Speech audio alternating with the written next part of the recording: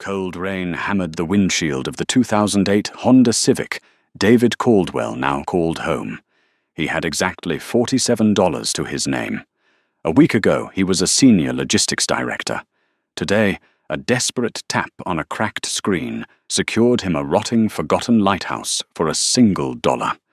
The boardroom at Tierney Logistics felt like a meat locker. Richard Tierney, the CEO, who had shaken David's hand at his wedding and toasted to his 15 years of unblemished service, didn't even have the decency to look him in the eye. Instead, an outsourced human resources contractor named Cynthia slid a severance agreement across the mahogany table. The company was restructuring, they said, a corporate buyout. David's department was obsolete, and due to a buried clause in his updated contract, his pension was heavily penalized. 48 hours later, the bottom fell out. David's savings had already been drained by a brutal, drawn-out medical battle his late wife had fought, leaving him living paycheck to paycheck in a high-rent Seattle apartment. Without his six-figure salary, the fragile house of cards collapsed. His landlord, a pragmatic man named Arthur Henderson, gave him exactly 1 week to vacate after the rent bounced. By Tuesday, David was officially a ghost in the city he had helped build. He slept in his Honda Civic in a Walmart parking lot, waking up with ice on the inside of the windows. He washed his face in public library restrooms and ate cold canned soup. The humiliation was a physical weight pressing down on his chest until he could barely breathe. At 45, he had played by every rule society had written, and he had lost everything. It was during a bleak afternoon at the King County Public Library, nursing a tepid coffee and scrolling through job boards on a computer terminal, that he stumbled onto the Oregon Department of State Lands auction portal. He was looking for cheap rural plots, places where he might be able to park his car legally and just exist without police tapping on his window at 2 a.m. That was when he saw it. Property listing number 884-B. Osprey Reef Lighthouse. Built in 1892, the lighthouse sat on a desolate rocky outcropping off the jagged coast of southern Oregon. It had been decommissioned in 1974. The photographs showed a nightmare of neglected infrastructure, a 70-foot brick tower stripped of its paint by decades of salt wind, a collapsed keeper's cottage with a caved-in slate roof and a perimeter fence rusted to jagged orange spikes. The state had deemed the structure a critical public hazard. Demolition was estimated at over $250,000 due to asbestos and lead paint, an amount the county refused to pay. Instead, they were auctioning the deed to anyone willing to take on the liability. The minimum bid was $1. David stared at the screen.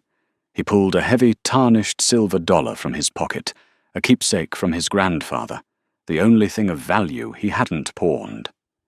He looked from the coin to the screen. If he bought it, he would own land. He would have a roof, even if it was caved in. He wouldn't be homeless.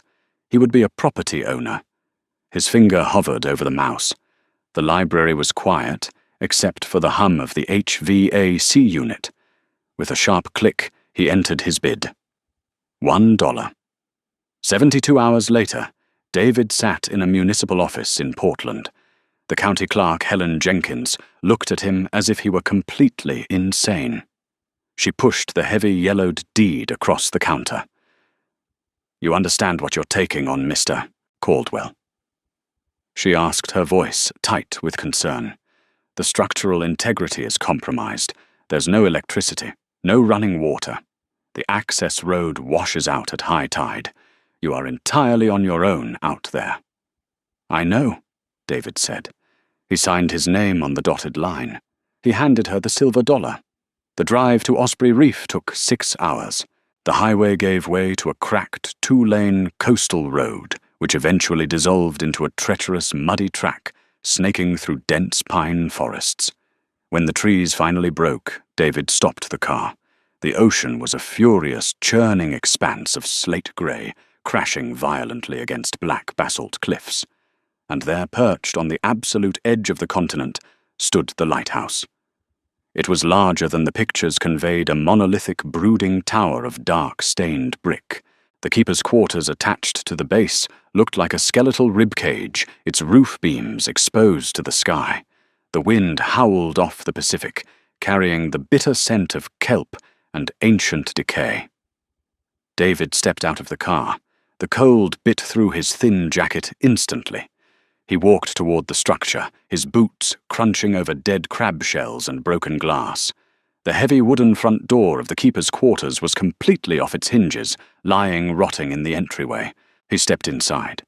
The floorboards were slick with moss and rainwater. The walls were stripped to the lath, covered in decades of graffiti from trespassing teenagers. He walked into the main parlor.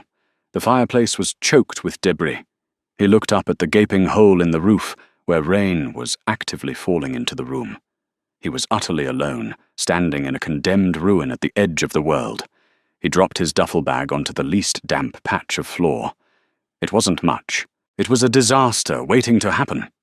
But as he looked at the thick brick walls that had withstood over a century of hurricanes, David felt something he hadn't felt since the day he was fired. He felt safe. Survival at Osprey Reef was an agonizing test of endurance. David's first week was spent strictly trying to outlast the brutal coastal elements. He used his remaining cash to buy industrial tarps, duct tape, and canned food from a small, dusty supply shop in the nearest town 15 miles away. The store owner, a weathered man named Thomas Abernathy, had rung up David's purchases with a grim expression. "You're the fool who bought the reef," Abernathy had stated, not asking. "State should have blown it into the water decades ago. Place is rotten. Not just the wood, mind you. The history. You know about Elias Whitcomb." David shook his head, bagging his nails and hammer. "Last keeper before they automated the light," Abernathy said, leaning over the counter. "Winter of 23. He stopped sending his daily telegraphs. By the time the Coast Guard cutter managed to dock in the spring, Whitcomb was gone. Left his hot coffee on the stove, left his dog tied to the porch. Never found a body. Folks say the isolation drove him mad. Others say he found something out there in the rocks. You be careful, Mr. Caldwell. The ocean doesn't like giving up its territory." Back at the lighthouse, David tried to ignore the local ghost stories. He focused on the immediate physical reality. He managed to secure the heavy blue tarps over the parlor, creating a dry, drafty tent within the ruins of the keeper's quarters. He built a small fire in the stone hearth, the smoke drafting up the cracked chimney. At night, the wind didn't just blow. It screamed. It wrapped around the brick tower, creating a low, resonant hum that vibrated deep in David's chest. On his 12th day, the Pacific Northwest unleashed a massive bomb cyclone. The sky turned the color of bruised iron by noon. By 3 o'clock, the rain was traveling horizontally, and the waves were crashing so high that salt spray was hitting the parlor windows. David was huddled by the fire, wrapped in 2 sleeping bags, listening to the agonizing groans of the timber above him. The entire lighthouse seemed to sway. Suddenly, a deafening crack echoed through the quarters. A massive support beam in the adjacent hallway, compromised by decades of rot, finally snapped under the sheer pressure of the wind. David scrambled out of his sleeping bag, grabbing his heavy maglite flashlight. He rushed into the hallway to assess the damage. The floorboards here had always been spongy, but the falling beam had struck them with the force of a battering ram. As David stepped forward to inspect the beam, the wood beneath his left boot disintegrated. He didn't even have time to shout. The floor gave way entirely. David plunged downward into absolute darkness. He hit the ground hard, his shoulder, taking the brunt of the impact, sending a blinding flash of pain behind his eyes. Dust and pulverized wood rained down on him, choking his lungs. He lay perfectly still in the freezing damp for a long moment, waiting for the pain to subside, waiting to see if he had broken his neck. Slowly he rolled over. He was bruised and scraped, but nothing felt shattered. His hand brushed against the maglite, which had miraculously survived the fall and was projecting a stark white beam against a wall.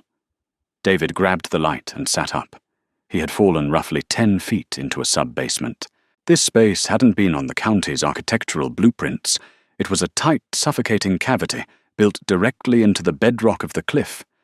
The air down here was different, stale, heavy, and devoid of the ocean's roar. It smelled of earth-old metal, and something strangely chemical like paraffin wax. He swept the flashlight beam around the tight space. It was mostly empty, supported by thick granite blocks. But as the beam hit the far wall, it illuminated something that stopped his heart.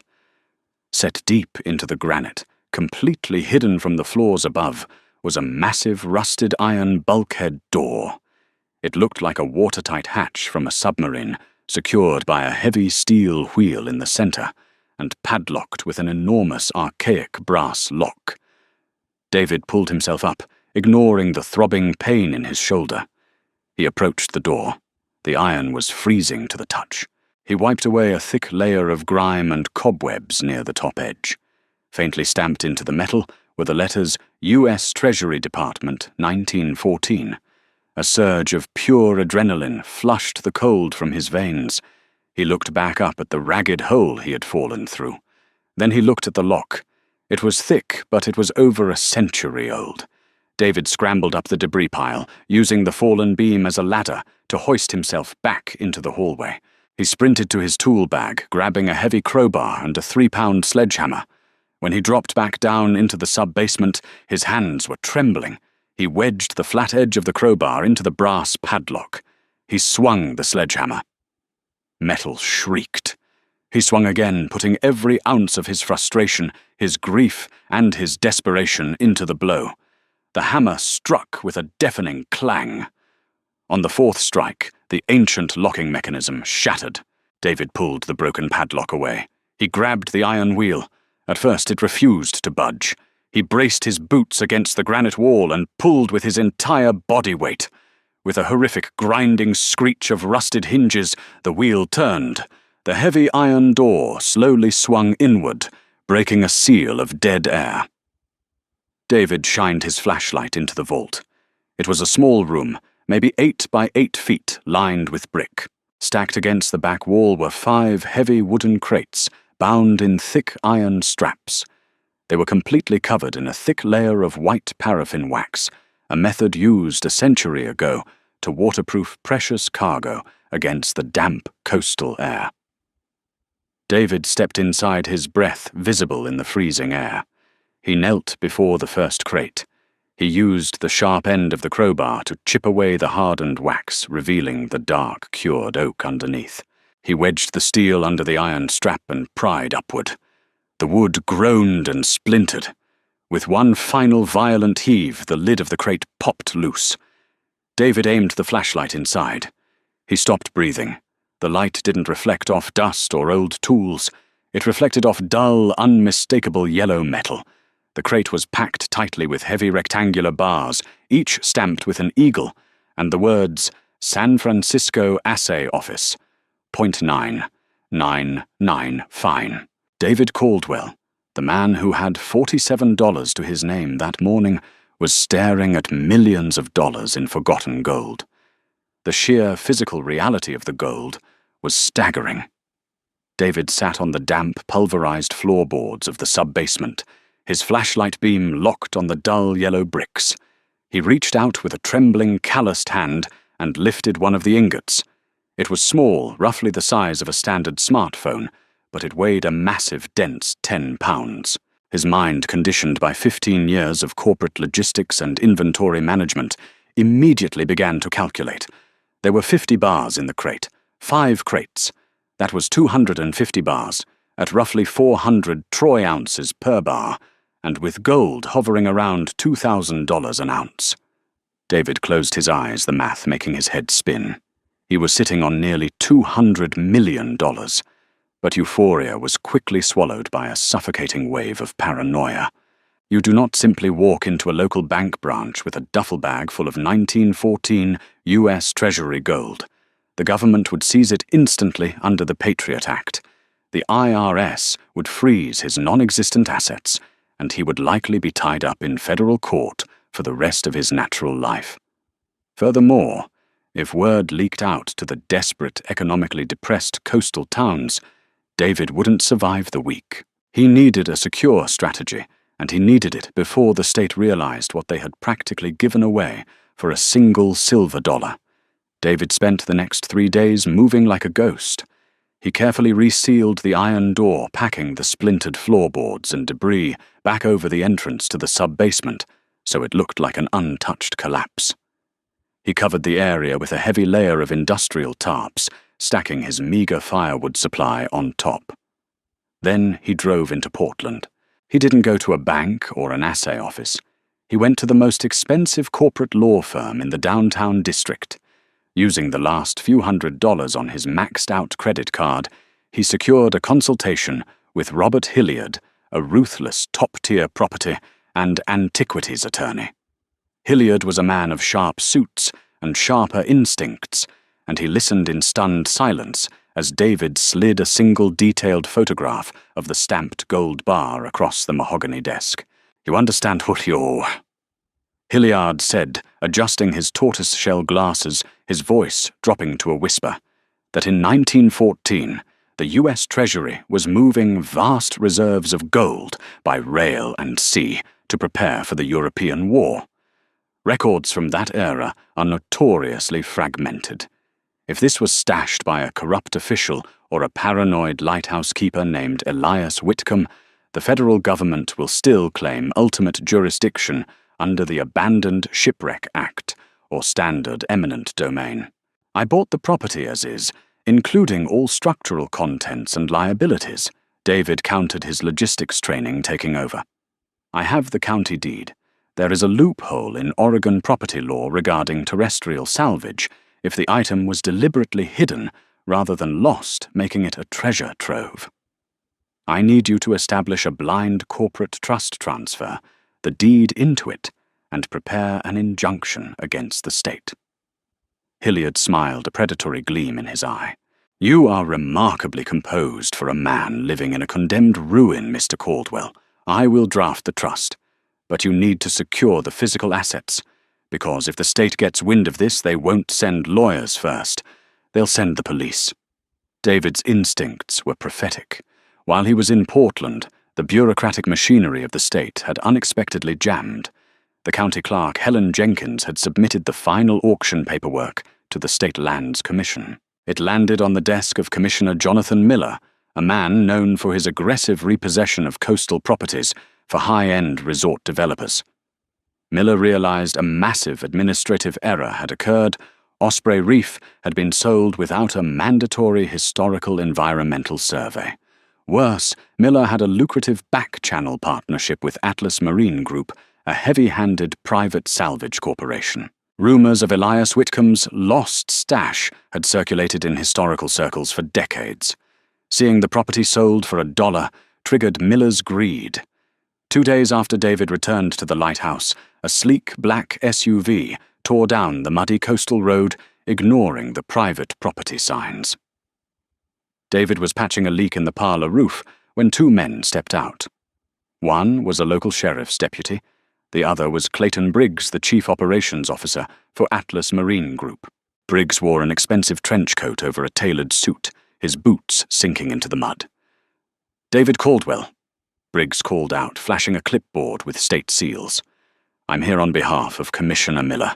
The state is issuing an emergency stop-work order. Your deed is under review for invalidation due to a failure to complete a historical impact assessment." "The deed is signed and filed," David said, climbing down the ladder, his heart hammering against his ribs. "You're trespassing. We have a court-ordered mandate to inspect the premises for historical artifacts before you cause any more structural damage." Briggs replied smoothly, handing a folded document to the deputy. "If you refuse, you will be arrested, and the state will seize the property tonight." David looked at the document. It was a temporary injunction, barely legal, but enough to give them access. His eyes drifted toward the keeper's quarters, specifically to the pile of firewood, sitting directly above $200 million. He had less than 24 hours to pull off the greatest logistical maneuver of his life. The storm that rolled in off the Pacific that evening was a monstrous blessing in disguise. The ocean roared with primordial fury, throwing towering walls of freezing white-capped water against the black basalt cliffs of the property. The relentless wind masked all sound, which was exactly the acoustic cover David needed. He hadn't stayed idle after the menacing visit from Clayton Briggs. As soon as the state SUV had disappeared down the muddy road, David had driven straight to the local supply shop to see Thomas Abernathy. The old merchant knew these treacherous coastal waters better than any government surveyor, and more importantly, he harbored a deep, fiery resentment for state bureaucrats who constantly threatened local livelihoods. Inside the dimly lit shop, David had placed a heavy canvas bag on the counter. Reaching inside, he withdrew exactly one gleaming gold bar and laid it flat on the scratched glass. Abernathy had stared at the stamped 1914 Treasury seal, swallowed hard, and wiped his hands on his flannel shirt. He didn't ask where it came from. He simply looked David in the eye and asked, "What do you need, son?" At 2 a.m., under the cover of the violent squall, Abernathy's weathered commercial fishing trawler, the Northern Star, idled dangerously close to the jagged submerged rocks of the reef. Inside the claustrophobic sub-basement, David was engaged in a brutal test of human endurance. He quickly realized that moving solid 500-pound crates of gold up a vertical shaft with an injured shoulder was a physical impossibility. Instead, he had to pry open every single crate, transferring the 10-pound ingots into heavy-duty reinforced canvas sacks he had purchased from Abernathy. Using a crude but effective block-and-tackle pulley system, secured to the strongest remaining floor joists above, David hauled the heavy sacks up through the broken floorboards, one agonizing load at a time. His muscles tore his hands, bled profusely through his heavy leather work gloves, and his injured shoulder screamed with every pull. The fear of losing his newly discovered freedom to corrupt bureaucrats fueled a frantic, desperate energy. Once above ground, he loaded the sacks into a reinforced dual-wheel construction barrow. He navigated the treacherous, rain-slicked cliffside path down to a hidden tidal cave that Abernathy had mapped out on a scrap of nautical parchment. The logistics were terrifying. At high tide, the cave was completely submerged by deadly surf. At low tide, it offered a brief 20-minute window of access. Abernathy's crew, two trusted silent nephews, waded through waist-deep freezing water to load the heavy canvas sacks onto the trawler's skiff. By 5 a.m., the sub-basement was completely devoid of treasure. David meticulously swept the granite floor, scattering fresh dust, pulverized wood and rat droppings over the iron door. He used his sledgehammer to deliberately break 3 more rotting support beams, dropping them precisely over the entrance to make the collapse look even more catastrophic and untouched. Exhausted to his very marrow, he sat by his small fire, nursing a cup of instant coffee, waiting for the sun to crest the horizon. At 8 a.m., sharp, the roar of heavy engines announced Briggs's return. This time, the operations officer brought a team of 4 private contractors, equipped with ground-penetrating radar-heavy pneumatic tools and a smug sense of absolute authority. Commissioner Miller had personally authorized a full aggressive tear-down of the interior. "Step aside, Caldwell," Briggs sneered, marching through the ruined doorway, motioning for his men to deploy their equipment. "You can pack your car right now. The state is fully revoking the sale by noon. We own this." David didn't argue. He calmly sipped his coffee, sitting on an overturned bucket, and watched the chaos unfold. For 6 grueling hours, the Atlas Marine team tore the historical keeper's quarters apart. They smashed through plaster walls, ripped up the remaining floorboards, and eventually their radar pinged the dense anomaly below. David heard Briggs shout in arrogant triumph from the hallway. The deafening sound of sledgehammers echoed against the brick as they cleared the debris David had carefully placed. 10 minutes later, the screech of rusted hinges echoed through the ruins. Then a profound, heavy silence fell over the crew. Briggs emerged from the hole. His expensive tailored suit was covered in white dust cobwebs and damp earth. His face was a terrifying mask of pure, unadulterated rage. The vault was completely, utterly empty. "Where is it?" Briggs demanded, storming up to David and invading his personal space, his face purple. Whitcomb's manifest said the Treasury deposited 5 crates. The wax seals are still on the floor. Where is the gold Caldwell? "I have no earthly idea what you're talking about," David said, his voice flat, steady, and completely calm. "I bought a ruined, empty building. It looks like whoever owned it before me, or maybe your own state officials over the last century, cleaned it out long before I got here."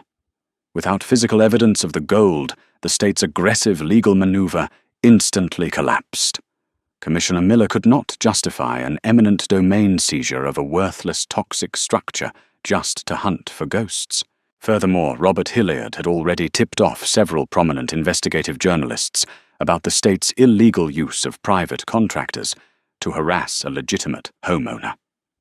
Facing a massive, career-ending public scandal, the State Lands Commission, quietly and rapidly, withdrew their injunction.